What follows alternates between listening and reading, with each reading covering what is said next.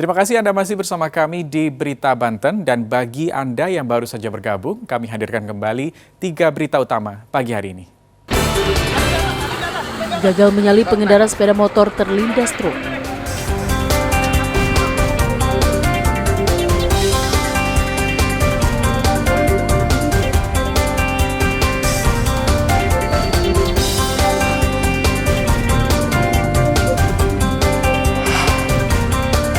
Melanggar Perda ketiga, ribuan APK dicopot Satpol PP.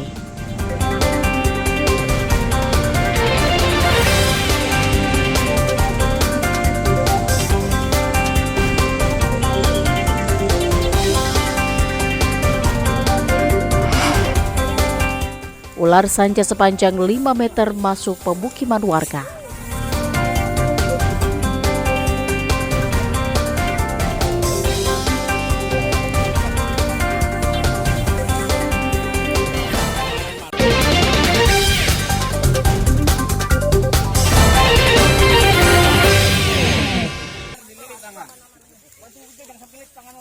Warga desa Cibogo, Kecamatan Cisau, Kabupaten Tangerang, digegerkan ular sanca kembang panjang sekitar 5 meter di sekitar pemukiman.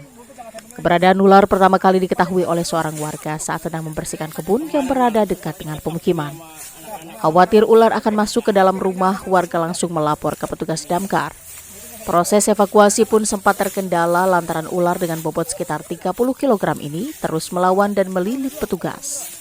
Warga yang melihat turut membantu hingga akhirnya ular berhasil ditangkap. Diduga ular tersebut kelaparan dan baru saja memangsa ayam milik warga. Kepala ular sudah terekam hingga teman kita langsung menangkap kepalanya.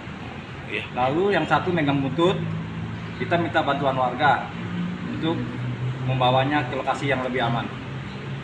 Ya, dan jenis ularnya apa ya Pak ya? Dan panjangnya berapa kira-kira? Jenis ularnya itu ular sanca. Panjang kurang lebih 5 meter. Usai dievakuasi, ular langsung dibawa ke markas damkar dan rencananya akan diserahkan ke Balai Konservasi Sumber Daya Alam Jakarta guna penanganan lebih lanjut. Ariel Maranus dan Syahbudin Natar melaporkan dari Kabupaten Tangerang. HUT TNI ke-78 Kodim 0602 Serang melakukan sejumlah rangkaian acara, salah satunya dengan meresmikan Monumen Perjuangan yang terletak di Kecamatan Taktakan, Kota Serang.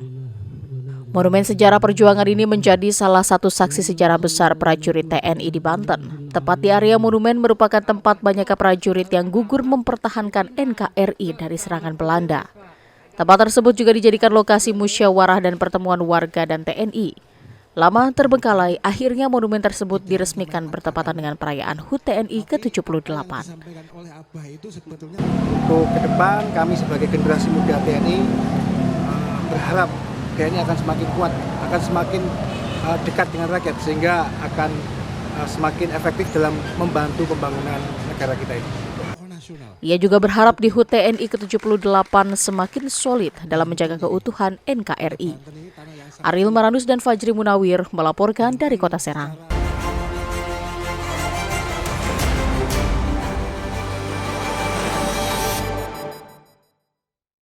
Warga kampung Kadubongkok, Kecamatan Cadasari, Kabupaten Pandeglang digegerkan dengan penemuan sesosok mayat berjenis kelamin pria di tengah perkebunan warga di kaki Gunung Karang. Saat ditemukan, kondisi bagian kepala hanya menyisakan tengkorak. Polisi yang mendapatkan laporan warga langsung menuju lokasi penemuan untuk mengevakuasi dan olah TKP korban. Jenazah tanpa identitas ini menggunakan kaos berwarna hijau dan celana biru. Jenazah tersebut ditemukan warga yang sedang melintas dan curiga dengan bau busuk. Warga pun langsung memeriksa kondisi dan menemukan jenazah tersebut. Diperkirakan jenazah tanpa identitas tersebut sudah meninggal sekitar 1 pekan. Beginilah detik-detik terjadinya pencurian tas milik seorang karyawan gerai kecantikan di Kecamatan Pamulang, Tangerang Selatan. Tanpa disadari korban yang sedang menyapu, salah seorang pelaku mendekat dan menyampar tas korban di motor. Saat berusaha kabur, motor pelaku ditabrak oleh pemotor yang melintas hingga terjatuh. Mengetahui hal tersebut, 4 orang rekan pelaku lainnya bergegas kabur meninggalkan lokasi. Massa yang melihat kedua pelaku terjatuh langsung menghajar kedua pelaku. Menurut saksi mata, pelaku berjumlah 6 orang dengan mengendarai 3 sepeda motor. 2 orang pelaku beraksi, pelaku lainnya mengawasi keadaan. Krisis air bersih akibat kemarau panjang di sejumlah daerah terus terjadi. Warga bersusah payah untuk mendapatkan air bersih. Seperti dirasakan warga di Kelurahan Sawah Luhur, Kecamatan Kasingan, Kota Serang. Warga mengandalkan salah satu sumur yang masih mengeluarkan air. Bahkan warga menempuh jarak sekitar 1 km untuk bisa mendapatkan air. Sumur tersebut menjadi satu-satunya sumber air yang dimanfaatkan warga. Mereka pagi dan sore menggunakan kendaraan bermotor membawa jerigen untuk mengambil air. Namun karena jauh, warga kebasiran mencoba menggali sumur di bekas empang yang kering di belakang rumahnya, namun air dapat mengeruh.